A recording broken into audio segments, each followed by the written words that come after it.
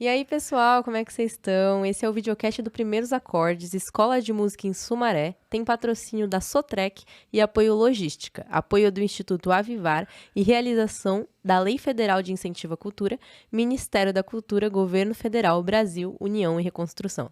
Meu nome é Brenda Umbelino, eu sou uma mulher branca de cabelo cacheado, tô usando brincos de pena preta. E tô com um vestido. E tô aqui com ninguém menos que Nailor Proveta. Obrigado por vir, Proveta. Tô muito feliz de entrevistar você. Eu que agradeço, Brenda. Eu acho que para a gente poder falar alguma coisa assim a respeito do que a gente faz, né? Da música, né? Eu tenho assim, eu não sou um homem daqueles homens altos, né? Eu tenho meus 1,67 m por aí, com muito esforço, né? Tenho um cabelinho mais baixinho hoje, meu cabelo sempre foi enroladinho também, hoje eu abaixo ele para já não tem tanto cabelo. Sou já da Meu avô era daqueles negros da antiga que tocava acordeon, minha avó era portuguesa, então eu sou um Uma homem grande brasileiro assim, com brasileira. essa Eu sou assim, mistura exatamente assim que eu também. acho, eu acho tremenda o Brasil com essas diversidades, com essa riqueza que a gente tem e com, com toda essa mistura nossa, a gente acabou caindo nesse mundo da música, que eu acho que a música é o nosso prato que a gente apresenta hoje para o público, Com né? Assim, certeza, sabe? maravilhoso. Proveta, como primeira pergunta que eu queria fazer pra você é sobre seu nome, seu apelido Proveta. De onde que ele veio? Olha, eu comecei, vou só explicar um pouquinho antes. Eu comecei muito cedo com Aham. música. O meu pai, Geraldo Azevedo, ele tocava acordeão, saxofone tenor, clarinete e teclado. Olha Então só. ele fazia os bailes dele, tocava todo sábado, né? Meu avô também tocava acordeon, seu Manuel. E essa família é muito musical. A gente tocava numa banda, da prefeitura, né? Olha, que legal. Era a nossa Furiosa lá de Leme, né? Eu nasci dentro disso com 7 anos de idade, né? Esse lugar, dessa instituição que acolhe a gente. É isso que a gente faz, né? E muito criança mesmo, tinha 7 anos e comecei essa vida muito cedo e fui tocando, estudando. Enfim, meu pai falou, nossa, tá indo muito rápido isso e não sei o que lá. Bom, com 15 anos eu entrei numa orquestra. Com 15 anos. Olha É, só que demais. eu já tinha feito bailes com ele. Comecei a fazer baile com meu pai, eu tinha 9 anos. Nossa, então, uma das minhas próximas perguntas ia ser quando que você decidiu virar músico, mas na verdade você sempre foi, né? Desde muito novo. E o meu pai só esperou fazer 7 anos, né? É. Eu comecei a estudar e ele, como ele tocava, porque a gente tinha aula de música segunda, quarta, terça e sexta tinha ensaio da banda, quinta eu tinha aula com ele de repertório, sábado eu fazia baile com ele e domingo tinha a retreta da banda. Olha só. Então eu Semana toda. semana inteira tocando e e comecei com 9 anos fazer arranjos para a banda de Leme. Com 9 anos? É, Meu é, Deus, que a legal. compor. Meu pai era um homem assim, prático assim. Ele falou assim: você precisa compor. Ele falou: desenha uma jarra. Ele falava: é isso. Você vai pegar um lápis, você vai compor uma música. É desenhar uma jarra, só que tem som. Olha só que analogia boa. É muito legal. E aí você fala assim: nossa, é só isso? É.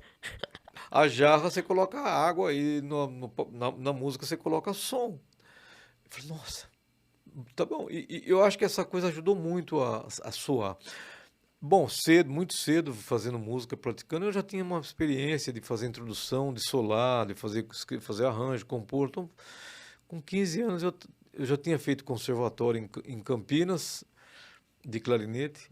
Então eu tinha assim, uma base sólida. Na Eu música. estava pronto para entrar num lugar para começar a desenvolver. E tinha um músico que morava aqui em São Paulo que chamava Butina. Butina. Ele trabalhava numa. Ele era músico, mas ele veio para São Paulo, lá de Leme também. Ele veio e trabalhava numa loja que vendia as botinas, Ah, por isso o apelido. botas, sapatos. E aí falou: o cara da botina, aquele que toca trompete. E ele ficou: ô, botina. Aí ele tocava trompete muito bem, muito, assim, era um dos melhores trompetistas que tinha em São Paulo. Um cara Olha, que legal. sensacional. Esse cara, amigo, falou assim: você precisa começar a vir para São Paulo. Entrei, não vim diretamente para cá. Eu entrei nessa orquestra do Silvio Mazuca. Hum. Eu entrei com 15 para 16 anos. Era um menininho. E todo mundo lá tinha seus 50 anos, 40, 50, né? Nasceu o primeiro bebê de proveta. Porque meu Ah, nome, Nailor, é um nome assim, não tão comum assim. eu acho muito bonito. E combina, Nailor Proveta, bem artístico. Então aí você falou assim, de onde veio esse nome, né? Então tem duas questões, Nailor e proveta. Eu falei, nossa, Nailor Não é, dá pra esquecer, né? é quem consegue decorar, acho que não esquece.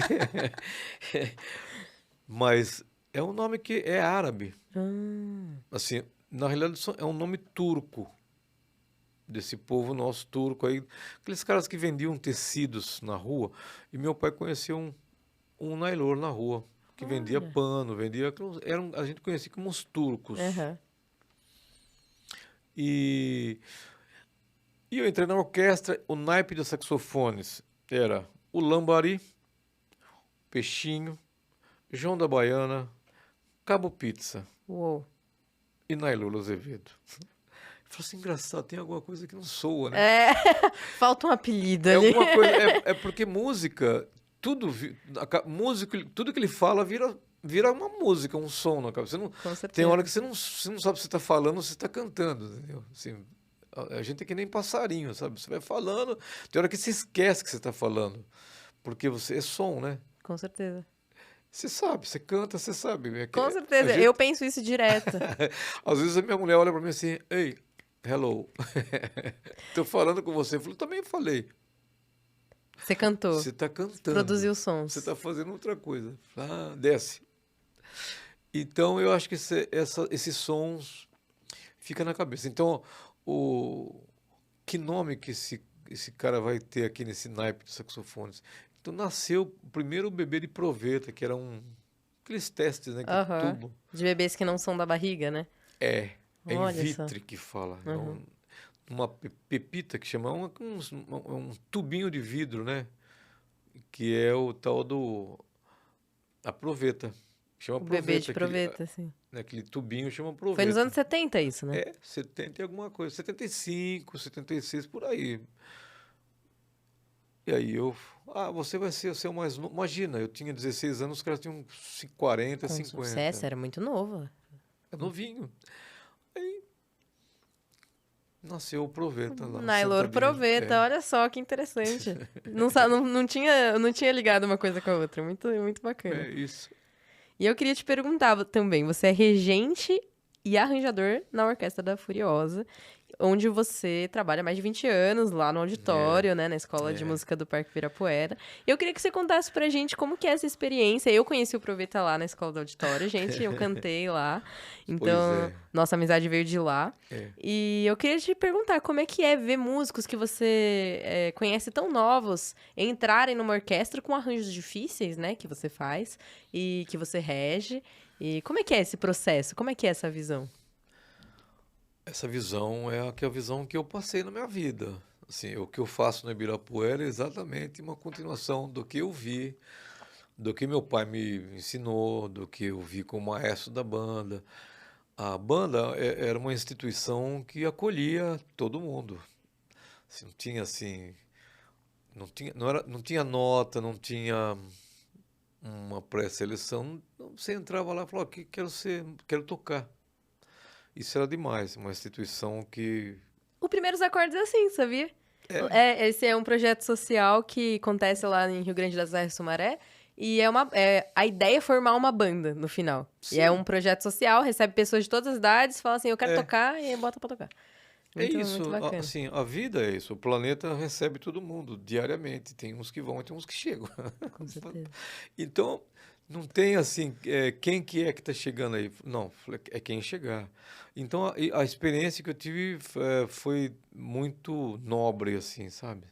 De você olhar assim e ver assim. Porque Leme era uma cidade que tinha assim os alemães, os italianos, ah, os negros, enfim, já o nosso país, ele é isso. Ele é um lugar onde a gente a gente tem assim uma riqueza que, Muito grande de assim, cultura. o povo é muito colorido, assim, nossa, Nossa assim, cultura é muito é colorida. Nossa muito música é colorido. muito colorida, né? É muito colorido, assim, dá a impressão que você está entrando num jardim sempre, né? Um negócio maluco, né? Então, há 20 anos atrás, a Fabiana Marquesi falou, aproveita, você não quer vir aqui para o nosso Papo Ibirapuera, o Maestro Branco No já branco. está ajudando a fazer uma orquestra linda aqui. Acho que eram sim os embaixadores da música. Era o nome do projeto lá. Falei, embaixadores? Quem são esses embaixadores? Você precisa vir aqui. Aí eu fui. Aí encontrei a Bia com 10 anos de idade. 10 anos! Gente, a Bia Tá hoje com tem 2 filhos. 30. Ela está com 30 anos. Então, assim, eu vi famílias se construindo dentro daquela floresta Ibirapuera, né? É que nem um lugar que onde aquela passarada chegou, entendeu? E eu acho que a minha visão de ter ficado ali, porque era para mim ficar um ano, dois, era para fazer um projeto, ajudar e aí a gente é tão apaixonado assim por escrever coisas, é como se você estivesse fazendo comida, música é comida, alimento, né? Com certeza, pra alma. É. Aí eu fui ficando era uma orquestra com 120, a orquestra da UBA tinha 110, 120 crianças ali. Aquele palco do Ibirapuera era um absurdo, era todo tomado. E o Branco regendo, o Vanderlei regendo, e eu era o assistente deles. O Fabi falava, olha, você ajuda o Branco, porque o Branco já está um pouco mais cansado, então a gente precisa escrever mais coisas. Você pode ajudar? Eu Entendi. falei, posso. Comecei a escrever e tal. E foi engraçado, porque a gente fala assim, você entrou lá para fazer os arranjos. Eu falei, pois eu acho que a gente entra num lugar desse, para a gente aprender tudo de novo. Que foi isso que aconteceu, né? Porque assim, você fala assim, putz, como que lida com... Como é que os caras fizeram comigo, né? É, eu estive nesse É, lugar um dia, né? eu tive nesse lugar, eu não lembro, mas como é que é isso? Como é Que que sair você... de um lugar onde você é um É, aprendiz, alguém que é, toca, pra um lugar onde você é um mestre, que você tá ensinando, que você tá cuidando, né, daquele povo. então você tem que aprender com eles. Então, assim, que se olha para a pessoa... Eu lembro que a Bia chegava com aquele brinco enorme, assim. Lembra? Ela tinha um brinco, uma argola, assim. A Vanessa Kivian chegava, preciso fazer um solo.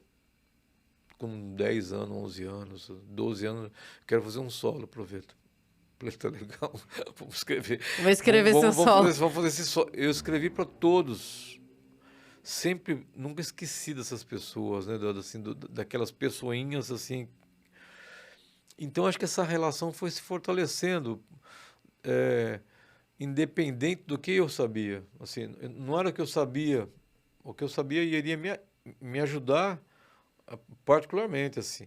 Agora, a relação com o que tinha de humanidade ali, isso que foi muito fortalecedor, assim, porque você tinha que olhar para as pessoas e construir uma relação, de fato, uma relação que É, um lugar onde tem música e não tem humanidade, não tem música, né? não tem, né? Então e é assim, e foi sempre assim. E tinha dias que saíam aquelas ah, discussões assim, vamos que essa música e como é que faz, como é que não faz, assim, arranjo é muito difícil, né? O Branco trazia uns arranjos assim que eu falava assim, nossa, Branco, é isso? Ele falou, os caras querem fazer um som e tal. E eu falei assim, nossa, eu vou arriscar começar a escrever também algumas coisas. E nisso começou a pintar uma turma que estava assim muito rápida. E aí a Fabiana chegou em mim e falou assim, aproveita, você não quer cuidar dessa outra... Pintou uma outra orquestra, eles deram já um nome, chama Furiosa. Eles tinham 14, 15 anos. A Bia, o Leo... Falei, outra orquestra? Você cuida dessa, Vanderlei e o Branco vão cuidar da Oba Total. Eles tocam nas duas. Essa é pra gente fazer de vez em quando uns... sair em alguns lugares para tocar. Falei, pô, tá legal. E aí comecei a escrever, aí o Edson chegou futuramente. Quer dizer, essa experiência de estar levando o que você conhece para essa moçada, assim, que era a questão era que música a gente que nós vamos fazer aqui, né? Que não tinha um padrão determinado ainda, né? Mas de novo eu voltei no meu baú e falei, olha, eu tenho essa escola de música brasileira, assim, que eu acho que aqui em São Paulo a gente já tem escolas de música clássica, onde você pode estudar. No futuro, você tem escolas de jazz que você pode fazer esse curso no futuro. Tá faltando uma escola brasileira para você falar a sua língua primeiro, depois você fazer os cursos. Com certeza. Você sabe, eu entrevistei aqui no podcast também o Ale Ribeiro. Sim. E aí ele contou também da escola de choro. E eu acho muito importante esses espaços que fomentam a música brasileira nichada mesmo, né? De você ouvir, de você fazer a música brasileira no seu suco puro, né? Eu acho isso muito relevante, assim. E muito importante, porque é uma coisa que é muito rica, né? Não existe em outro lugar. É nosso, é nossa cultura de uma forma muito profunda. É um alimento, né? Que faz parte da alma primeiro, né? Mas eu conheci o Alê quando eu dava aula. Olha só, antes de chegar no auditório, em 2004, eu acho. 2004, 2005. É isso? Por aí. Faz quase 20 anos que eu estou lá, ou já faz 20 anos. Eu fui chamado pelo Paulo Braga, lá na IMESP, isso era em 2001. Ele falou, Proveta, você não faz um curso de música brasileira? Eu falei, olha, eu já pensei em tanta coisa, mas eu já tinha gravado, eu gravava naquela época muito no Rio de Janeiro, em 2000. Gravava lá com os Amigos do Choro, né? Que é a escola que eu vim desde criança com meu pai, que eu vi isso. E eu falei, olha, eu tenho umas ideias para escrever no papel, então bola aí um tema. E aí eu fiz. E eu ia para lá e falava linguagem, o improviso na linguagem na música brasileira. Então eu fiz durante uns 2 anos, 3 lá. Que demais. Aí chegou um dia o Paulo falou assim, olha, a gente está mudando a escola, então a gente vai dar um tempo nesses cursos, que a gente faz esses cursos extras fora do Cursos livres, né? Tem os cursos regulares e os cursos livres. Era um curso livre, exatamente. Acabou, falei assim, nossa, mas estava tão legal. Eu falei, pô, mas tudo bem. Por que acabou? Porque, de repente liga a Fabiana Marquesi. Aproveita, a gente vai começar um projeto aqui. Eu falei, nossa, eu entendi. Eu falei assim, eu estava sendo preparado de alguma forma. Olha que interessante. E aí, eu acho que quando chegou a escola, chegou essa oportunidade de como é que a gente organiza, então, a vida daquela meninada. E acho que para mim foi uma tremenda, ainda é uma grande experiência humana, onde você planta dentro daquelas pessoas algumas sementes. Com certeza. Sabe? E ficam, E né? eles viraram, assim, umas plantações, assim, humanas, assim, muito bonitas, assim. Então, até hoje eu fico colhendo frutinhas, assim, flores, dessas pessoas. Isso, até hoje a Furiosa existe. Que vem pelo som, no instrumento, assim. Ainda a gente briga também, porque todo mundo briga lá. Todo mundo é humano. Todo mundo é humano e quer fazer música. Como a gente briga? Olha, temos que ensaiar. Eu ainda estou no meio dessa discussão de como é que a gente, né, foca, como é que a gente busca o resultado. Ontem eu fiz a mixagem de uma das músicas que a gente tocou com o Renato Braz. Olha só. Travessia. Então começou, estava assim, ouvindo eles tocarem assim. Você se emociona, a lágrima vai descendo. É lindo. Assim. Gente, para quem não conhece a Orquestra da Furiosa, eles estão na ativa, toda segunda eles ensaiam e estão fazendo shows, né? Esse ano já rolou uns 2, 3 shows. Só para adiantar aqui, no dia 28 de abril, é um domingo, às 11 horas da manhã, nós estaremos na Sala São Paulo. O quê? Ocupando espaços incríveis, né? Fazendo o Orfeu Negro. Eu irei. Eu Eu também. estarei lá. Eu também. Vamos lá, gente. É isso. Nossa, muito bacana. É uma experiência muito legal e um trabalho muito bonito que você faz lá no auditório, que você fez e que você Eu faz. acho que tem um. Olha, a gente não pode deixar de deixar assim, os nomes das pessoas que sempre ajudaram nesse projeto, né? Eu acho que Fabiana Marques é a primeira que infelizmente ela já nos deixou, né? E cedo, né? Mas eu não esqueço desse nome, não esqueço do Vanderlei, eu sei do trabalho que foi feito lá, não esqueço do Edson Alves, Edson Alves, com quem você gravou um álbum a gente lindo, gravou né? muita coisa bonita, né? Os padrinhos lá, Fabiana Cosa, Dori Caymmi, lembra? Dori Caymmi fez com a gente, Com Sérgio certeza. Santos, Muita gente Toninho linda cantou lá, Ferragutti passou por ali participou. com o acordeão Com quem dele. você também tem um álbum, que é um álbum Exatamente, inclusive foi um álbum muito interessante lançado na quarentena, né, que na chama quarentena. que tem várias faixas que são as quarentemas. Quarentemas do Toninho, exatamente. Muito legal, gente. Eu escutei lá, eu fui nesse show É, no Teatro São Pedro, muito bonitos. Quem puder ouvir também escuta, porque exatamente. são frutos da pandemia, né, que também a música não parou nesse período. E a Eu gente acho que a continua. música, ela acha sempre uma saída. Ela tá dentro da gente, então ela sai.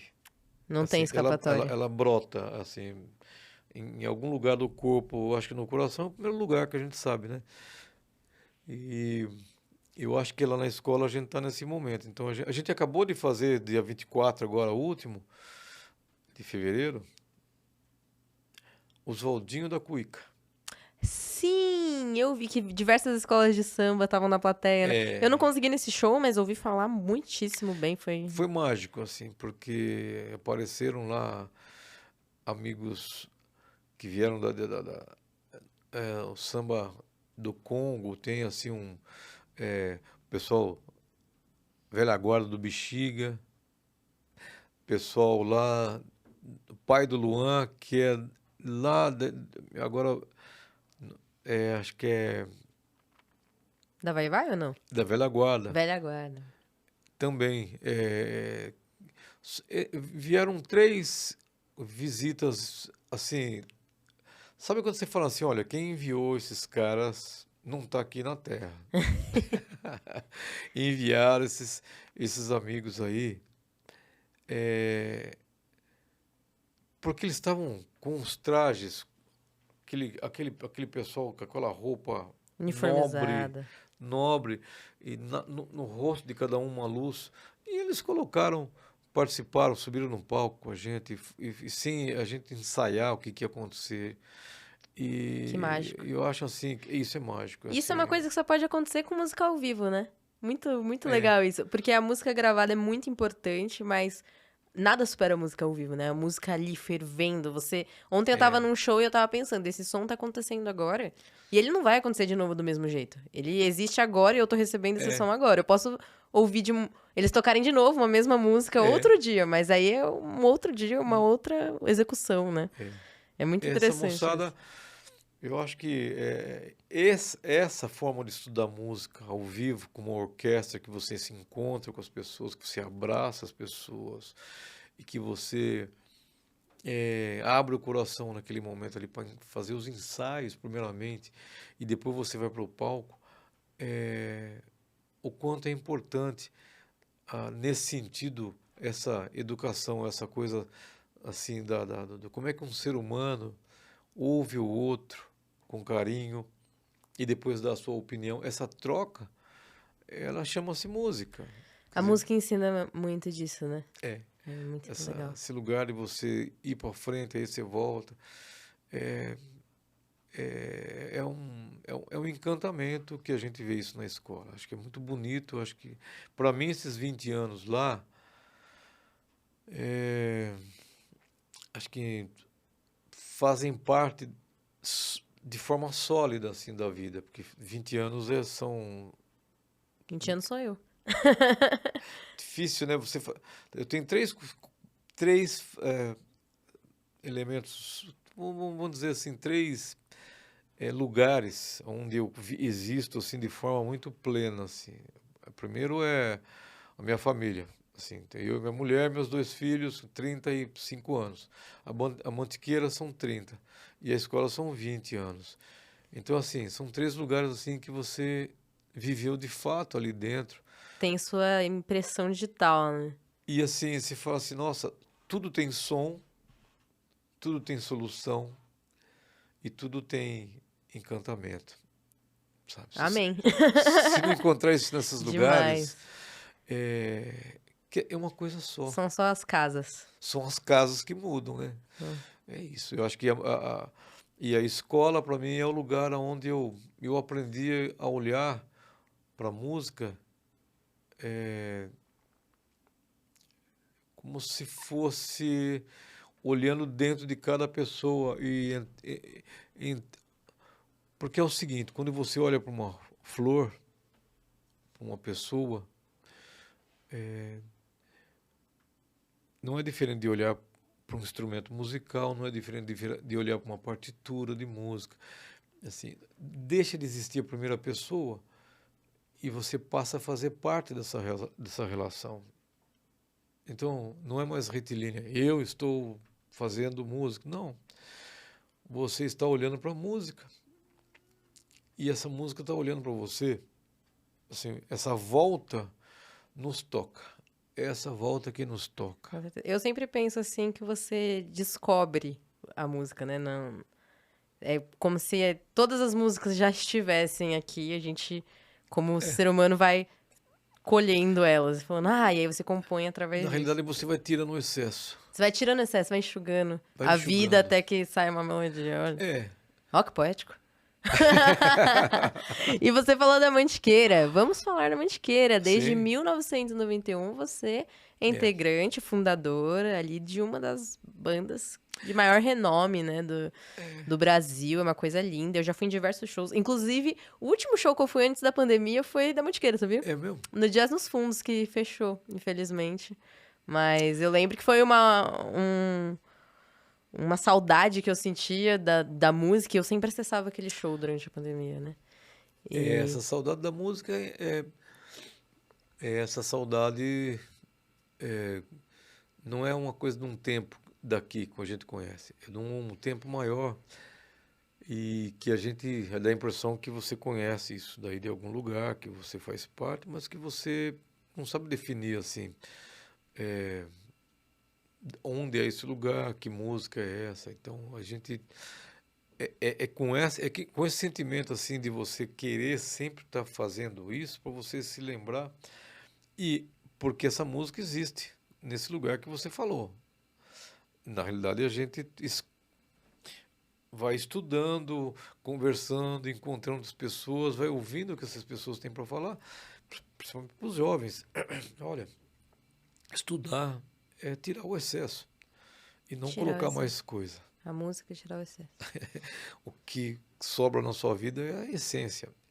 Essencialmente, você toca uma música, meu pai falava assim, olha, coloca uma roupa bonita na música, né? Colocar umas roupinhas, o pano, assim, que se é mais pro frio, se é pro calor. Então, eu acho assim que esse cuidado é o cuidado que a gente tem entre nós, assim, sabe? Sim, eu consigo perceber isso nos seus trabalhos e, por exemplo, na Mantiqueira, nos seus álbuns solos, esse cuidado que você tem com a música, com os arranjos. Como que é liderar a Mantiqueira todo esse tempo? Como é que foi? E como é que será? Como é que é esse A processo? Mantiqueira nasceu no Bexiga ali.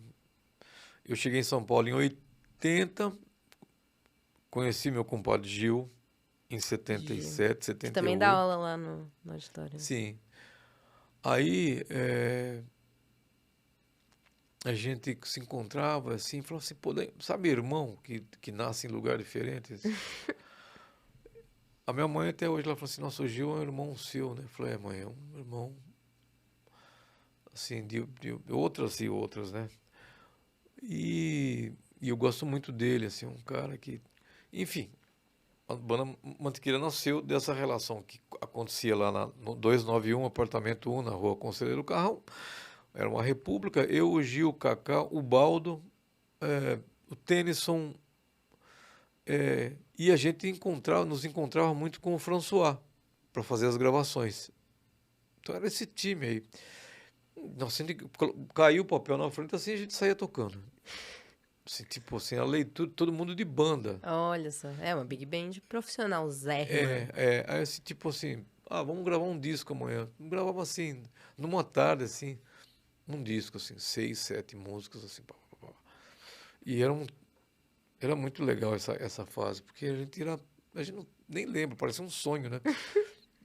Mas a banda Mantiqueiras nasceu dessas práticas, desses encontros, Bom, conseguimos, no final da década de 80, depois de todas essas gravações, essas coisas tudo, que já tinha acontecido a banda Savana, do Maestro Branco, em 84, eu já tinha tocado com ela, enfim, o Gil, o Kaká, o Tennyson, só o François que não. O François chegou nessa história depois, a partir de 88, numa Big Band que a gente formou lá no Piu Piu, acabou essa Big Band, aí o francês falou assim, vamos fazer o Sambop? Vamos fazer o Sambop. Escrevia para o Sambop, que era eu, ele, Gil, Kaká e mais um time de pagodeiro, assim, música demais, assim, os caras faziam um samba, assim, da época, assim, samba de raiz, né? Acabou também. Falei, nossa, por que tudo acaba aqui em São Paulo? Como assim, né? E eu tava fervendo para fazer. Aí comecei a fazer uns arranjos, falei, Gil, tem umas coisas aqui para essa formação, vamos nessa? Aí, vamos. Mas a gente precisa fazer isso, aquilo e tal. Então, eu e o Gil, a gente fundamos a banda Mantiqueira. Que demais. Que ensaiava lá no 291. Era eu, ele, o Kaká também já fazia parte, o Baldo não. O Baldo fazia show, acho que com... Ele viajava muito já com o Roberto Carlos, esses trabalhos mais, enfim, filho, família, essas coisas claro. tudo, ele tinha bastante. E a gente era solteiro. Eu era muito solteiro, né? O Gil já tinha os 4 filhos, eu acho, o Kaká também. Todo mundo tinha assim. 4 é bastante. 4 é bastante. Então eu tinha um tempo para escrever coisas. Bom, começou assim. E essa relação tá lá, tá ainda aí, assim. Que bom, né? Porque é isso, faz parte da história da música brasileira. A gente acho que ajudou lindo. de alguma forma, assim, essa ideia, assim, de Mantiqueira, que nome é esse, né? Morava num bairro de nordestinos, portugueses, os italianos, os negros. Eu estava num lugar assim, falei assim, nossa, como assim a gente veio parar num lugar que tem essas... Todo mundo. Todo mundo tá aqui num lugar sem muro, sem nada, sem... Falou assim, o nome tem que ser um nome brasileiro. Muito brasileiro. Falei, não vou arrumar um nome brasileiro, né? Aí veio lá assim, Vatapá, banda Vatapá não, né? Vitória Régia já existe, banda Araucária. Falei, pessoal, tem muita coisa que está acabando já. Já se falava em mico-leão, está começando a diminuir, não sei o que, já está o número da espécie está em baixa. O que tem que falar? E aí eu comecei a ver assim, olha, tá vendo aqui o cerrado? Falei, essa mata nossa do litoral do Brasil, a Serra a Floresta Atlântica, está diminuindo. Aí comecei a pesquisar. Aí achei Mantiqueira. Falei, Olha, nossa. é um nome político então também, né? Quase um protesto. Claro. Tinha que legal. batizar com o primeiro povo que chegou aqui. Mantiqueira é o nome Mantiqueira. Já era uma...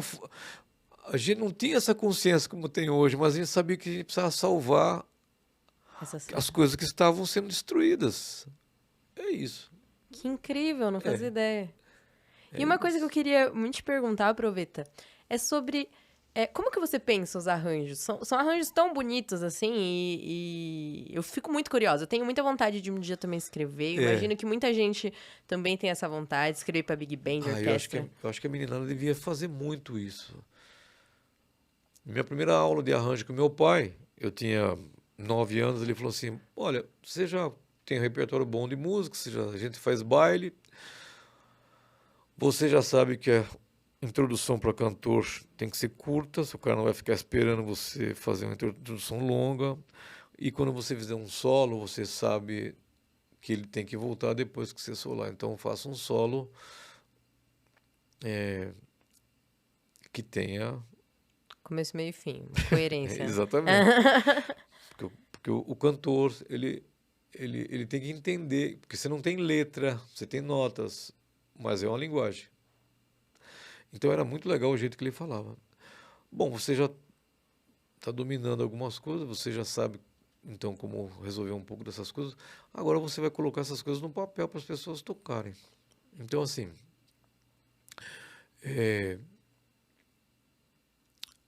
ele falava assim, um bom improvisador faz um bom arranjo.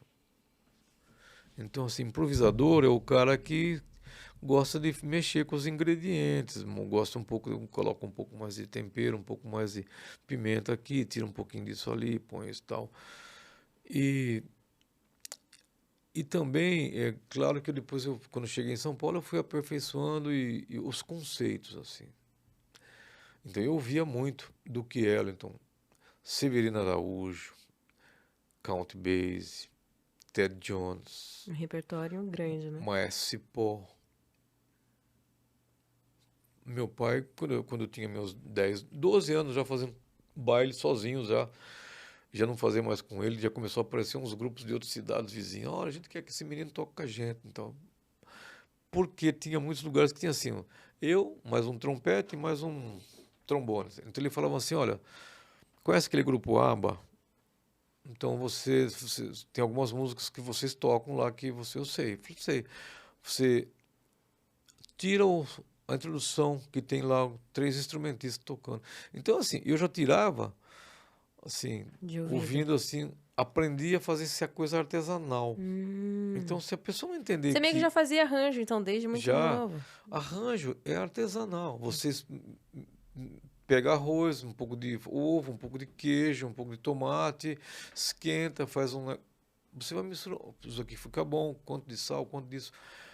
Então, olha, o trombone está aqui, o trompete está na ponta, dá para você perceber que acorde que é, que notas que é.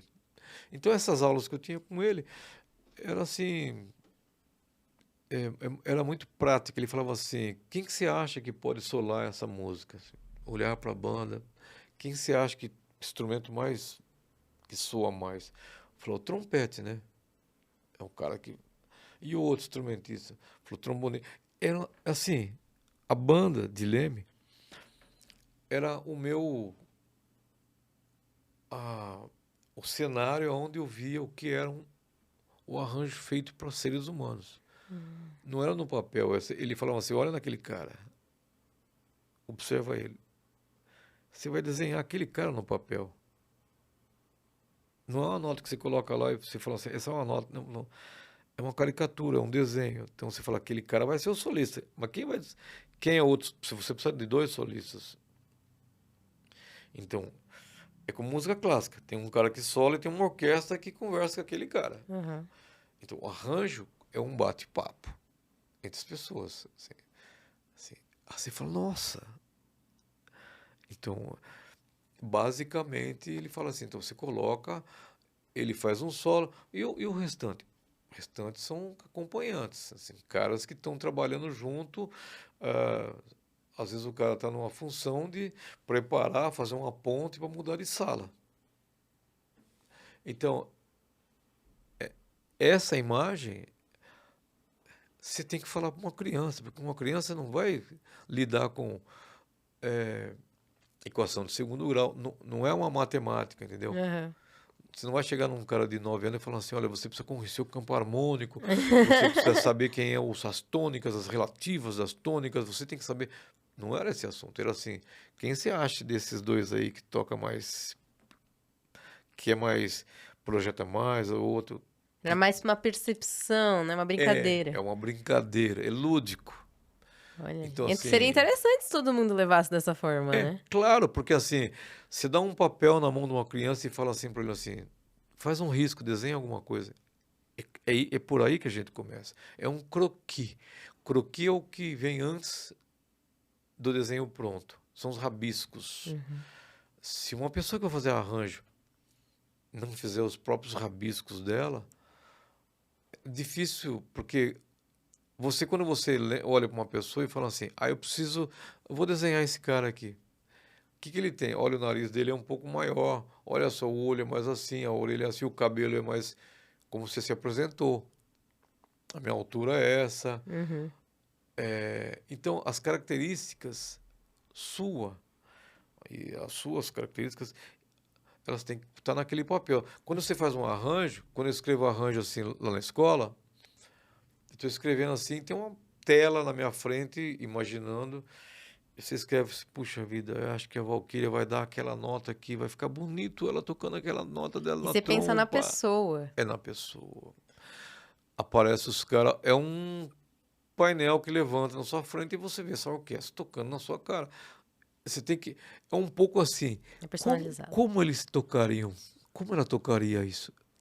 Porque você vê ela tocando no corredor, você vê a Bia tocando saxofone, você vê o Lil, aí você vê o Wallace, aí você vê a Gabi cantando, aí você vê a Mônica, a Fabi, aí você vê o professor Renato, você vê o Rogerinho baixo. Então é um 3D que levanta na sua frente e fala assim, putz, esses caras vão se falar aqui. Assim, primeiro isso. Senão você vai colocar um monte de nota num papel e essas pessoas vão se sentirem perdidas lá. Porque se a pessoa que estiver tocando não se enxergar no arranjo, Ela não vai saber executar, né? Eu lembro que um dia eu fui ver um bate-papo com a Hiromi Uehara, que ela veio aqui pro Brasil.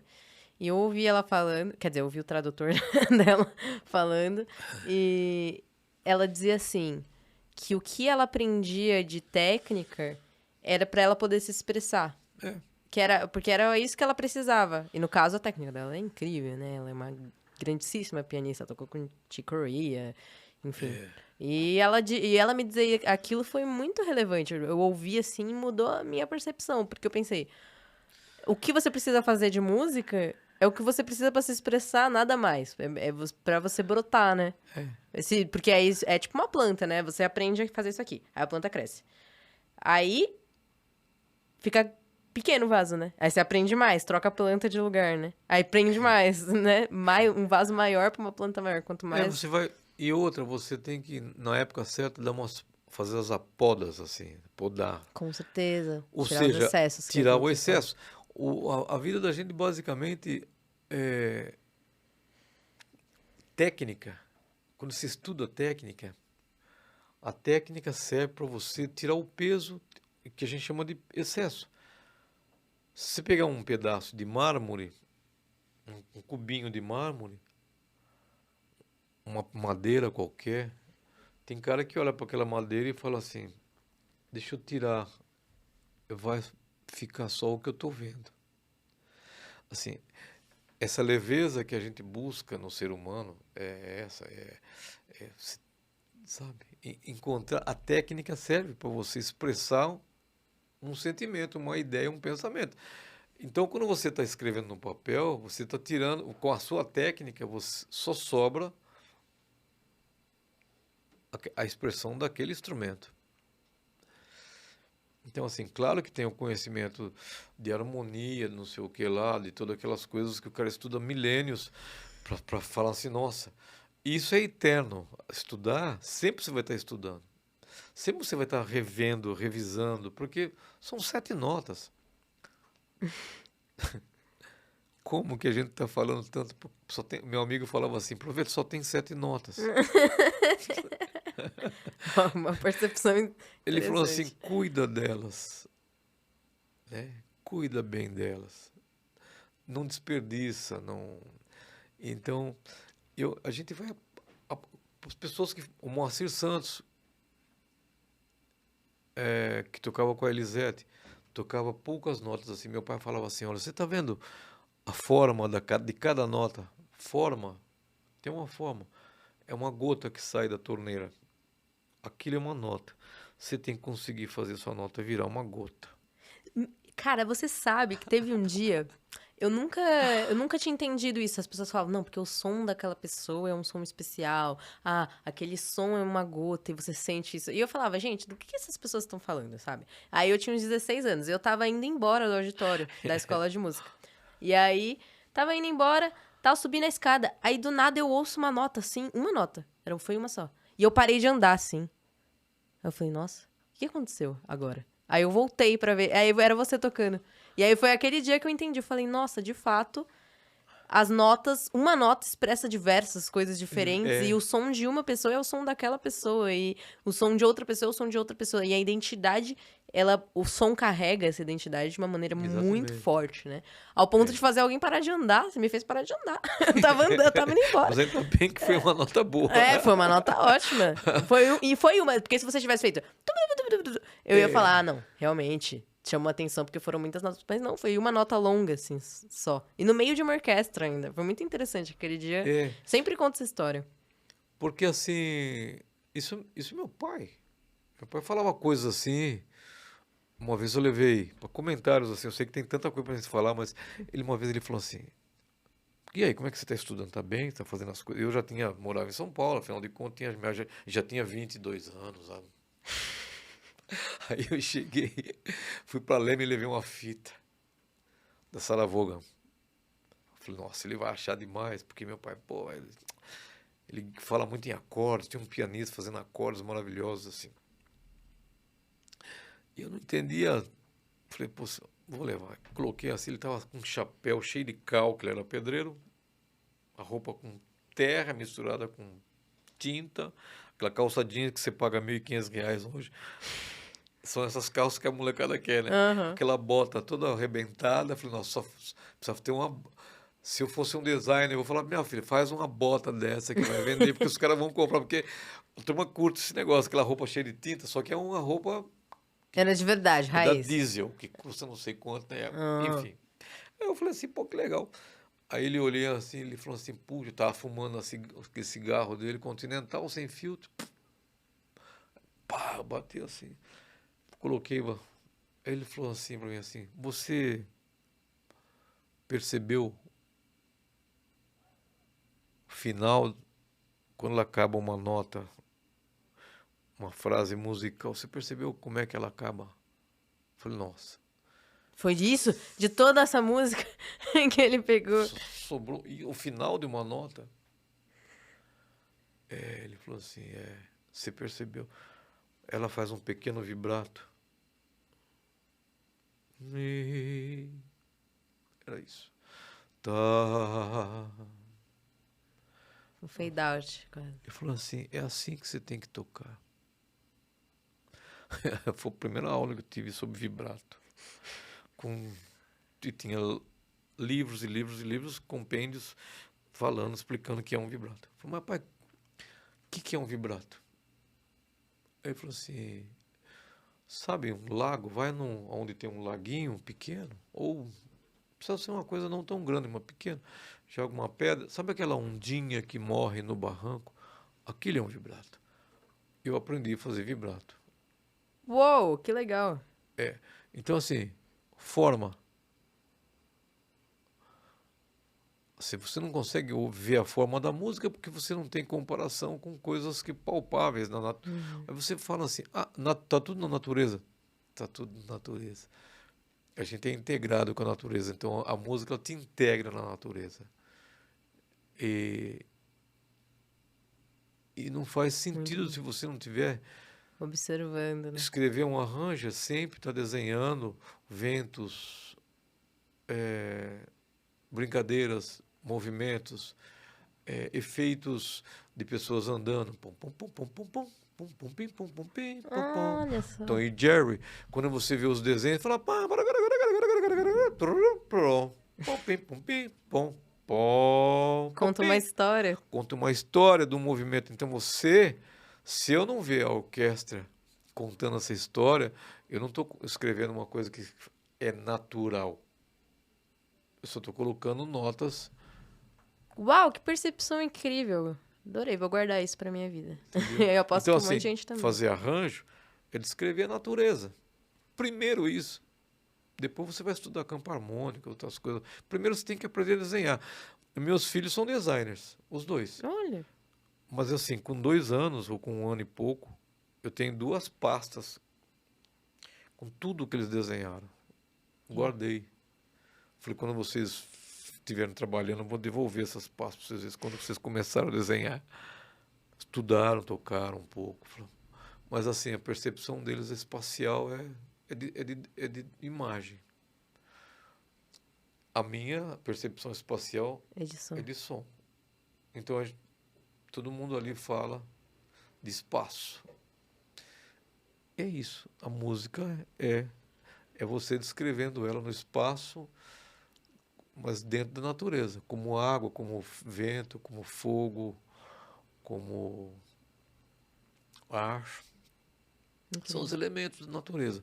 São eles que a gente escreve, assim. Aí você desenha e você fala, pô, você pega a Tainá que toca flauta lá, quando ela toca flauta, você fala, nossa, tem muito fogo. Ela tem fogo. A gente sente. Então você tem que colocar ela numa situação, Que ela não, pegue fogo. não que ela tenha água. Ah, olha só. Você não pode colocar ela assim para falar assim, eu quero que você toque aqui uma coisa assim que está ligada à natureza, mas mais ligada ao vento, às chuvas, aos efeitos. Não. Você tem que tocar ela. Ela vai sempre estar num lugar que é onde tem o. A Bia já é do, assim, do vento, do ar, mais aéreo. Como eu tenho fogo, mas eu sou gêmeos. Então eu tenho Uhum. assim, É, dualidades. eu sou um cara que vivo num mundo do ar, assim, sabe, flutuando, assim, lugar, assim. Mas eu acho que é muito importante para quem vai fazer arranjo, principalmente para jovens, desenha tudo que você tiver antes de qualquer coisa, desenha a sua música. Faz um desenho dela. Ah, introdução, eu quero uma introdução. Como é que é introdução? Assim, você vai fazer um filme. Como é que começa esse filme? A introdução tem que ser alguém chegando, ou as pessoas chegando. Como é que abre uma cena? Como é que se abre uma cena? Vou fazer um filme, como é que eu começo o filme? Com imagem? Qual seria essa música? Como é que você coloca uma trilha sonora? É sua. Você não precisa copiar de outro lugar. Você só pega um lápis e descreve o movimento que você quer, que natureza que você está. Se você está dentro de um parque, se está numa praia. Vou Muito. te contar. Assim, você fala assim, nossa, isso é Rio de Janeiro. Não é? Tá ali no Pão de Açúcar, né? É. A letra vem. Mas a música já disse antes. Wave, pararora, we, Hum, pararora, iriri, onda. Você é carioca demais, né? Então vem lá, ple, ple, trerorora, a introdução. Tra, tra, que é uma coisa meio terorere. malandra, uma coisa meio É, descolada. e assim, meio onda. Malemolência, Na onda. onda do mar, o Garoto de Ipanema, né? O Wave é o Rio de Janeiro, aquela calçada, aquele vento, aquela. Aí vem uma flauta com um piano aqui em cima. E não faz sentido botar o fogo aí, né? Não, Porque não é isso que tá querendo não, dizer. não. Olha só. Então, assim, primeiro você tem que estar descrevendo uma natureza que está acontecendo ali. Claro, aí alguém vai falar assim, olha, coloca um piano com a flauta no agudinho que vai ficar bonitinho. Soa uma coisa cristalina, aquela brisa. Aí você coloca um pouquinho de umas cordas e uníssono no grave, com pouca luz.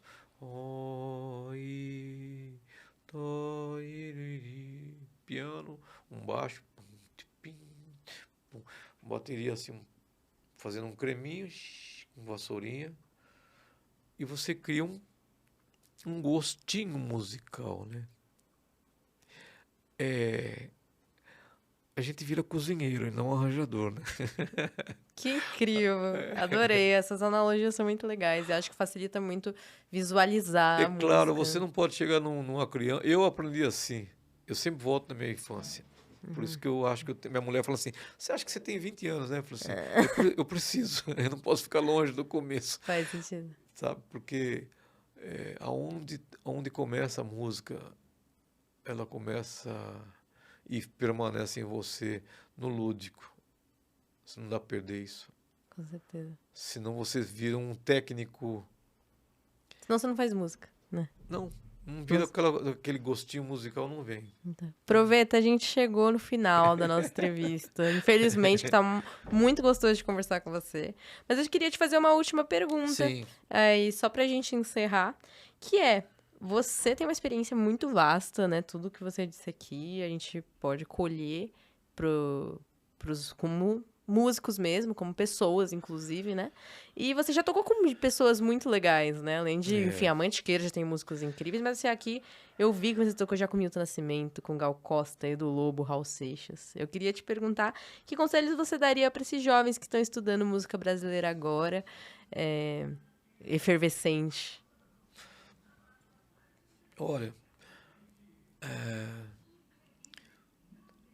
a nossa experiência foi uma experiência que, assim, encontrar... Eu cheguei em São Paulo em 80, então eu encontrei várias, principalmente do Maxud, que eu cheguei trabalhando em São Paulo com o Hector Costita, que já tinha gravado um super disco com o Sérgio Mendes, Raul de Souza, Paulo Moura. Aliás, Paulo Moura gravou em outro disco, que eu conheci o Paulo Moura também na banda Mantiqueira, um pouco depois, mas ele já tinha também ido lá no Maxud. Então, Miúcha, cantando no Maxud em 80, Francis Haime, Anita O'Day, que é uma cantora de jazz, tinha também um saxofonista, Leo Tabaquem, que veio no Maxud trabalhando, tocando assim, foi incrível. E eu vi uma mulher japonesa, que tinha ganho já vários Grammys, Toshiko Akiyoshi, uma japonesa jazzista da pesada. Então, assim, e um outro saxofonista que eu nunca vou... Tá no meu coração direto, que é o Benny Carter. Eu tinha 20 anos de idade, 21 anos. E Raul Seixas passou pela nossa vida. A gente foi parar lá naquele festival que teve aqui em 80 e pouquinho, 83, 84, Águas Claras. E estavam nós lá com o Raul Seixas às 5 horas da manhã, vendo o sol nascer, tocando Eu Sou a Mosca que pousou na sua sopa. Então, todos esses grandes artistas, até chegar no Moacir Santos, Ginga, né? Eu acho que principalmente os caras do passado, mas os grandes de hoje, que nem a Mônica, Fabiana, né? Que está sempre... Eu acho que para você chegar, acho que nesses encontros, eu acho que você não chega porque você... não é o que você quer, mas é o que você deve fazer para chegar nesses lugares.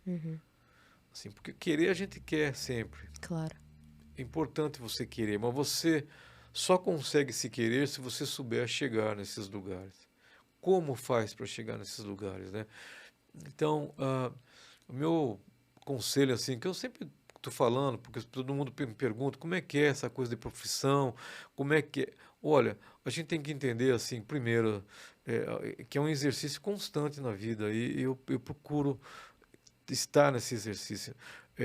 Quando eu pego um instrumento para estudar, eu imagino que eu estou sempre mandando uma notícia, uma mensagem, assim, para o criador. Assim, eu imagino isso. Deve existir uma enorme torre que você que está mandando, assim, dia e noite, mandando, assim, notícias. Aliás, a música é uma dessas notícias. E nós somos, assim, radinhos receptores, assim, dessas mensagens que estão sendo mandadas. E quando você pega o seu clarinete, seu saxofone, a sua voz e canta, você está mandando uma mensagem para esse lugar. Ou seja, eu entendo assim, estou estudando e mandando minhas mensagens. Ou seja, no fundo eu quero dizer assim, como eu faço parte disso? como eu consigo fazer parte disso? Eu não quero tomar conta desse lugar, eu quero fazer parte. Oh, quero integrar, quero somar. Eu quero somar. Isso é música, né? Isso Isso é é uma música. orquestra, né? Imagina se Isso é todo uma- mundo quisesse. Se o mundo inteiro Ia ser o entendesse- caos, é. todo mundo faz parte dessa orquestra, ninguém está fora. Então, assim, não é questão de cantar, tocar ou falar, é questão de fazer parte. De Você não saber, precisaria nem explicar nada para ninguém. de Se você todo saber mundo- qual é o lugar que É. você precisa estar. Que ser que é você? Ser significa estar. Ser você. É estar sendo você.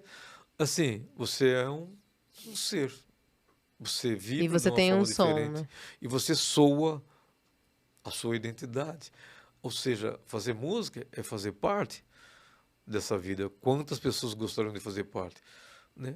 Claro que tem assim vários graus de fazer parte. Então, eu tenho a sociedade minha dos amigos do futebol. Já é um bom começo. Né? Mas assim, quando a gente fala de música, você vê pessoas tocando, você fala, nossa, gostaria tanto de tocar assim. Então, peraí, vamos reformular a pergunta. Você quer fazer parte dessa forma? Quer fazer parte daquilo. Olha que lindo. É um ótimo conselho. Né? Então, vamos estudar? Vamos estudar. Mas é muito importante você ouvir, procurar as pessoas certas para falar assim, como é que a gente faz parte? Porque senão eu viro primeira pessoa. Quando eu viro primeira pessoa, eu deixo de fazer parte. Né? Porque eu já não Você estou mais, vira- eu não você- tô mais, eu não estou mais recebendo. Você deixa de Eu me- fazer música também, deixo de né? fazer, porque Interessante. eu passo a ser muito mais assim o cara que pensa retilíneo, eu vou tocar, eu vou fazer, deixa comigo, não sei o que lá, não sei o que lá. Você fala, olha, mas assim, aquela árvore que tem 100 anos está olhando para você, você está vendo ela? Está fazendo parte daquilo? Então você faz parte dela. Uhum. Então nós fazemos parte dessa natureza. A gente tem que exercitar, fazer parte da natureza. Que lindo. Primeiramente, sabe? Eu acho que é por aí, sabe? Assim, porque Com quando você certeza. faz uma banda mantiqueira, quando você faz uma família, no meu caso, assim, coisas que eu estou exercitando fazer parte dessas, da Furiosa, da orquestra de Ibirapuera, sabe? Durou muitos anos essa fazer, porque assim, eu não estava ali para fazer alguma coisa, mas eu estou lá para fazer Com parte. certeza. E obrigada por fazer parte do nosso podcast também. Exatamente. A Eu acho que é gente- isso que a gente vira dois pássaros ali.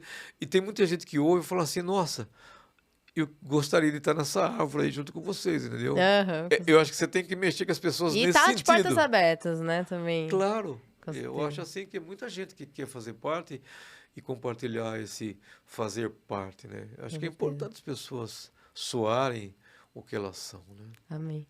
Aproveita, precisamos finalizar, mas foi um prazer imenso te receber aqui. Muitas coisas lindas foram ditas, muito legal saber mais da sua história. E é isso, aproveita, tem diversos álbuns, pessoal, são composições dele, como o Brasileiro Saxofone, Tocando pro Interior e Coreto no Leme, que esse aí eu ainda vou ouvir, que eu não achei nas plataformas, mas eu vou querer ouvir Tem no o Cachimbinho, Cachimbinho. tem com o Ferragutti, que o pai o pai do Ferragutti tocava acordeon. Aliás, Com seu pai, né? Meu pai tocava acordeon e o pai dele tocava saxofone. Gente, E é o clarinete. contrário, É né? o contrário, então chama espelho. Toninho do som. Ferragutti, pra quem não sabe, é um acordeonista muito, muito bom. muito E eles pesado. têm um álbum maravilhoso, então escutem. E o Penese. Penese, é velha amizade. violonista. muito Assim, bom. e os caras do Rio de Janeiro, eu gravei assim uns, putz, olha, acho que quase uns, dá uns 100 e poucos CDs, né? Desde de sempre, desde quando eu cheguei em São Paulo. E tem uns que não são catalogados, mas assim, era a experiência do fazer parte, Com certeza. né? E eu acho que isso daí para mim, essa experiência para mim, eu acho que você tem que falar assim com um jovem. Você tem que dar um papel em branco para ele e falar assim, Faz lá pra eles desenharem. começando a fazer parte. Amém. Desenhando uma jarra, um copo, que você vai colocar água e tem jarra que você coloca som. É isso. Então é isso, pessoal. Conta como as pessoas podem te encontrar na internet, no Spotify. Caso Minha queira filha te ajuda a seguir. administrar meu Instagram, é Nailor underline Proveta, né? Nailor underline Proveta, sigam. E tô ali junto com promovendo algumas coisas assim, às vezes assim, bota ali uma. Eu sou assim muito cuidadoso nesse sentido assim, de toda hora não estar entrando, porque eu tenho um medo danado assim de exagerar assim nesse lugar, sabe? Eu acho assim que Claro, é é um lugar importante. muito especial e quando eu vou lá eu levo uma mensagem dessas que eu estou falando, ou alguma foto que é uma mensagem com o Oswaldinho da Cuíca, com o Maurício Carrilho, enfim, os amigos assim. A vida é uma celebração, então você tem que levar essas mensagens para que você consiga fazer com que as pessoas é, cada vez mais se sensibilizem em, com entrar em. Sim, é pra isso que as redes sociais estão aqui, né? É, exatamente, os primeiros acordes, os primeiros desenhos, os Primeiros acordes. primeiros, sabe? Uhum, São eles que vão fazer com que a gente aprenda a soar com em certeza. conjunto, É sabe? isso, Então é pessoal. isso, né? Sigam o Nailor Proveta nas redes sociais, escutem os álbuns dele. Meu nome é Brendon Bellino, tô no Instagram como Brendon Bellino. E é isso, obrigada, Proveta. Até mais. Tchau, Até pessoal. mais, um abraço para vocês.